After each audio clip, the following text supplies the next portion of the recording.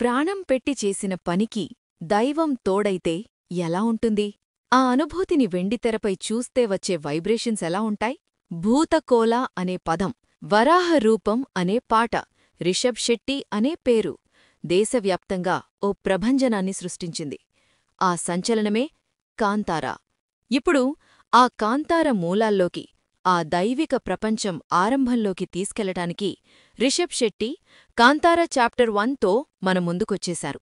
దసరా బరిలో దిగిన ఈ ప్రీక్వెల్ మొదటి భాగం మ్యాజిక్ని రిపీట్ చేసిందా?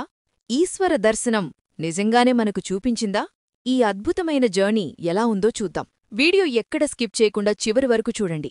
ఎందుకంటే ఈ సినిమాలో మనం ఊహించని ట్విస్టులు, పూనకాలు తెప్పించే అంశాలు బోలెడన్నున్నాయి. కథలోని దైవిక రహస్యం. అసలు ఆ కాంతార ప్రాంతం ఎందుకంత ప్రత్యేకమైనది? మనకు తెలిసిన కథకి వందల ఏళ్ల ముందు 8వ శతాబ్దంలో కదంబుల రాజ్యంలో ఈ కథ మొదలవుతుంది. ఆ అడవిలో ఒక దైవిక భూమి కాంతారా. అక్కడున్న ఈశ్వరుడి పూదోట, మార్మిక బావి వెనుక ఉన్న రహస్యాలేంటి? బెర్మే అనే ఒక బిడ్డ దైవప్రసాదంగా ఆ గిరిజన తెగకు ఎలా దొరికాడు? రిషబ్ శెట్టి ఈ పాత్రలో కనిపిస్తారు. మిరియాలు, యాలాకులు పండించుకునే ఈ తెగపై భాంగ్రారాజు కులశేఖర అంటే గుర్షన్ దేవయ్య అణిచివేత, వెట్టిచాకిరీ వీటన్నింటినీ చూసి బెర్మే ఒక నిర్ణయం తీసుకుంటాడు. రాజును ఎదిరించి తన తెగ కోసం సొంతంగా వ్యాపారం చేయాలనుకుంటాడు. కాని ఈ నిర్ణయం ఆ తెగకే ముప్పుగా ఎందుకు మారింది? భాంగ్రారాజు రాజశేఖర్, ఆయన కూతురు కనకావతి పాత్రల ప్రాధాన్యత ఏంటి? పంజుర్లీ, గుళిగ వంటి దైవిక గణాల ఆరంభం ఎక్కడ జరిగింది? ఈ దైవ రహస్యాల ముడిపడే తీరే కాంతారా చాప్టర్ 1 కథ. వెండితెర అనుభూతి. సినిమా ఓపెనింగ్లోనే మైండ్ బ్లాక్ అయ్యే సీన్సున్నాయంటే నమ్ముతారా? మనందరికీ తెలిసిన కాంతారాలో హీరో అతని తండ్రి మాయమయ్యే చోటునుంచే ఈ ప్రీక్వెల్ స్టార్ట్ అవుతుంది. రిషబ్ శెట్టి సృష్టించిన ఈ కొత్త ప్రపంచంలోకి మనం తొలి 20 నిమిషాల్లోనే ట్రావెల్ అయిపోతాం.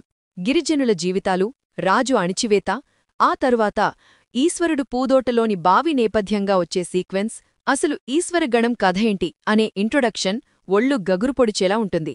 ఫస్ట్ హాఫ్ కొంచెం నెమ్మదిగా సాగిన ఫీలింగున్నా, ఇంటర్వెల్కి ముందు వచ్చే టైగర్ సీక్వెన్స్, అలాగే అసురజాతితో రిషబ్ చేసే యాక్షన్ సీక్వెన్స్ గూస్ బంప్స్ తెప్పిస్తాయి. అసలు కథ ద్వితీయార్ధంలోనే ఉంది. భాంగ్రా యువరాజు గిరిజన తెగను అంతమొందించాలని చూడటం, ఈశ్వర పూదోటలో విధ్వంసం సృష్టించటం, ఆ పోరాటంలో తన జాతిని కాపాడుకోడానికి రిషబ్ చేసే రుద్రతాండవం, గుళిగల మారే ఆ ట్రాన్స్ ప్రేక్షకుల్ని వేరే లోకల్లోకి తీసుకెళ్లిపోతుంది. కాని అసలైన ట్విస్ట్ ప్రీ క్లైమాక్స్లో మొదలవుతుంది. కనకావతి అనే పాత్రలోని మరో కోణం బయటకొచ్చాక కథలో సంఘర్షణ రెట్టింపవుతుంది. హీరో గతం, దైవిక భావితో ఉన్న సంబంధం, ఈ మూడిటినీ కలిపే ఆ ప్రీ క్లైమాక్స్ చాలా థ్రిల్లింగ్గా ఉంటుంది. ఇక అక్కడ్నుంచి క్లైమాక్స్ వరకు అంతా ఈశ్వర సాక్షాత్కారమే. పతాక ఘట్టాల్లో చండికాగా రిషబ్ చేసే విజృంభణ, అది మాటల్లో చెప్పలేని అనుభూతి. కాంతారా చాప్టర్ 2కి లీడిస్తూ సినిమాని ముగించిన తీరు perfect. Rishab Shetty one man show. నటన, దర్శకత్వం రెండింటిలోనూ రిషబ్ శెట్టి న భూతో భవిష్యతి అన్నట్లుగా చెలరేగిపోయారు. ఈయనది కేవలం నటన కాదు, ఆ పాత్రలో జీవించారు. రుద్ర గులిగల, ఈశ్వరగణంలా, చండిగాగా తెరపై రిషబ్ చేసిన విన్యాసాలు చూస్తే పూనకాలు రావడం పక్కా. ఒక దర్శకుడిగా ఆయన అల్లుకున్న కథ, తెరపై ఆవిష్కరించిన తీరు మామూలుగా లేదు. రుక్మిణీ వసంత్ స్క్రీన్ ప్రెజెన్స్, ఆమె పాత్రలోని భిన్న కోణాలు ఆశ్చర్యపరుస్తాయి. జయరాం పాత్ర ఆరంభంలో మామూలుగా అనిపించినా క్లైమాక్స్ వచ్చేసరికి విశ్వరూపం చూపించారు. ఈ సినిమాకి రిషబ్ తర్వాత మరో హీరో ఎవరంటే అది సంగీత దర్శకుడు అజనీష్ లోక్నాథ్. ఈ కథకి ఆయన తన సంగీతంతో ప్రాణం పోశారు. ముఖ్యంగా ఇంటర్వెల్, ప్రీ క్లైమాక్స్, క్లైమాక్స్ ఈ 3 ఎపిసోడ్స్లో ఆయన విశ్వరూపం చూస్తారు. విజువల్ ఎఫెక్ట్స్, సినిమాటోగ్రఫీ, ఆర్ట్వర్క్ ఒకదానితో ఒకటి పోటీపడ్డాయి. అడవి అందాలు, టైగర్ సీక్వెన్స్, దైవిక ఎఫెక్ట్స్ కనుల విందుగా ఉన్నాయి. నిర్మాణ విలువలు చాలా ఉన్నతంగా ఉన్నాయి. Final verdict plus points: Rishab Shetty నటన, దర్శకత్వం, కథలోని దైవిక అంశాలు, యాక్షన్, సంగీతం. మైనస్ పాయింట్స్: ప్రథమార్ధంలోని కొన్ని సీన్స్ కొంచెం స్లోగా అనిపించడం.